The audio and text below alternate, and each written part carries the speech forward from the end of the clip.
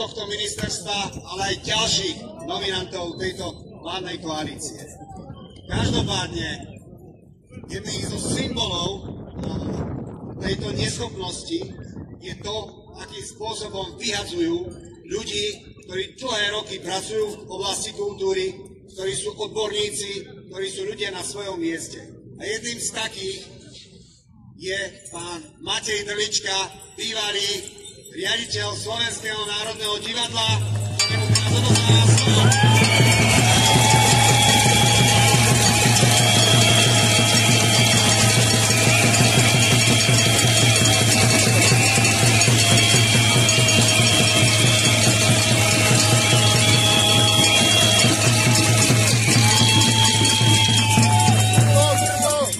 Dobrý večer, Banská Bystrica. Je tu aj Bratislava.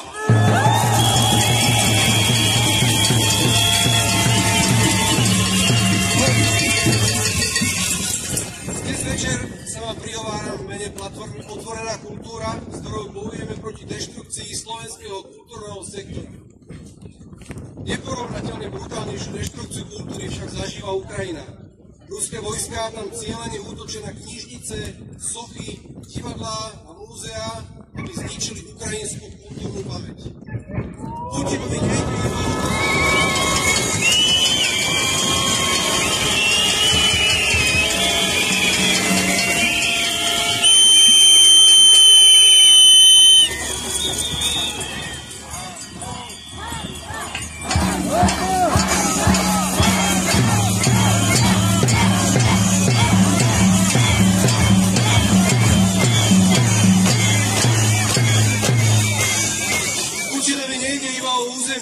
snaží sa o kultúrnu anihiláciu ukrajinského národa. Ľudia môžu zostať, ich bude potrebovať, ale nesmú zostať samými sebou. Kultúra je to, čo robí Ukrajincov Ukrajincami. Jazyk, ktorým hovoria, piesne, ktoré spievajú, príbehy, ktoré rozprávajú, knihy, ktoré čítajú. Zničením kultúry chce Putin zničiť ukrajinskú identitu. Zároveň už roky zasahuje proti nezávislej kultúry aj doma v Rusku. Nezávislé umelecké prejavy sú totiž kritické. Pre Putina je nevyhnutné ich potláčať. Nenechá si predsa rozvrácať republiku. Vyhrážať sa!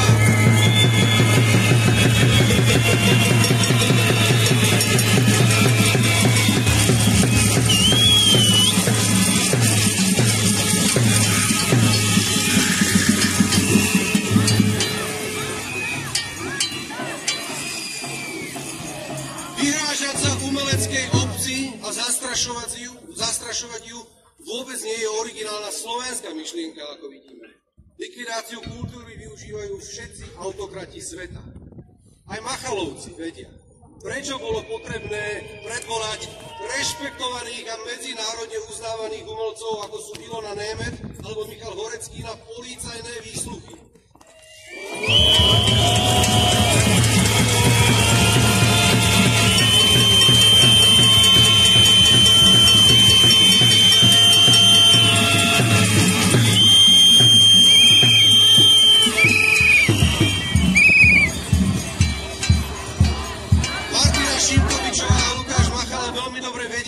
Že festivalu Drama Queer nemajú dať na realizáciu ani cent.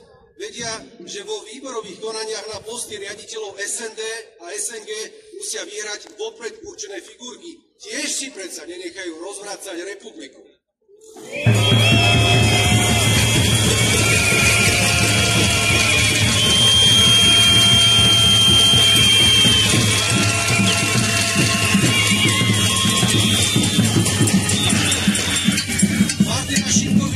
Nezosiela na kultúrne inštitúcie drony a bomby, ale Murínov, Níňajov, Ťapákové a Pitnerov.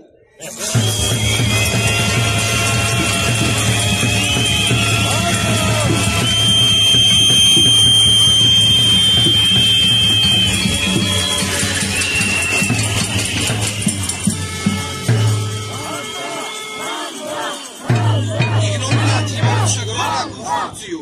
Rozbiť všetko, čo nesie autentické kultúrne hodnoty a inštalovať namiesto nich prázdny konšpiračno-nacionalistický kíč. Nezabúdajme,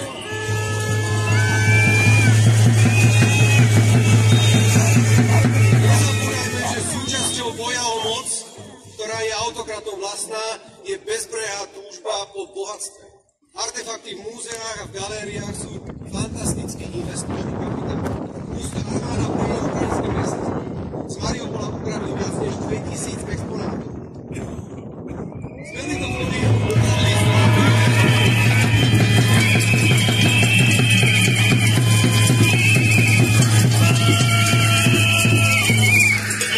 ukradli zlatú helmu v hodnote niekoľkých miliónov dolárov a správy z Chersonu hovoria o plienení na dreň do tla.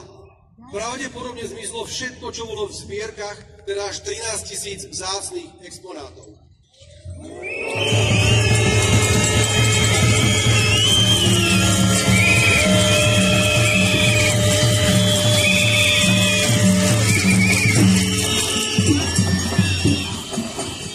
Ale pozor, aj tu je paralela.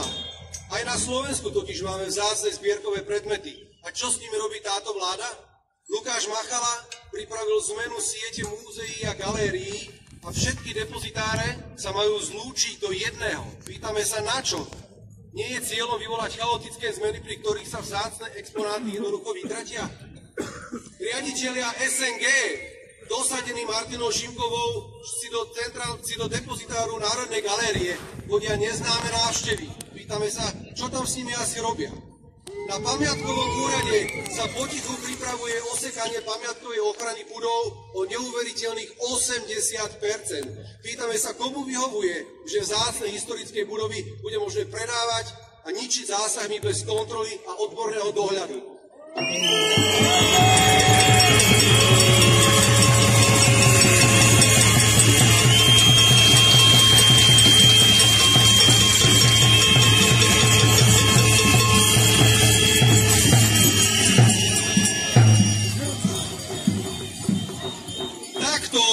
Takto sa rozvracia republika, takto sa rozvracia naša kultúrna identita. Apelujeme na širokú verejnosť, buďme bdelí a nedovolme im ovládnuť kultúru ako svoje léno. Požadujeme, aby riešili skutočné problémy našej kultúry. Ľudia v rezorte pracujú za hrozné platy. V roku 2023 zarábali vysokoškolsky vzdelané osoby v kultúre priemerne o 535 € menej ako v iných sektoroch. To samozrejme nezabránilo Lukášovi Machalovi, aby si na konci roka vyplatil jednorázovú odmenu vo výške 22 000 €.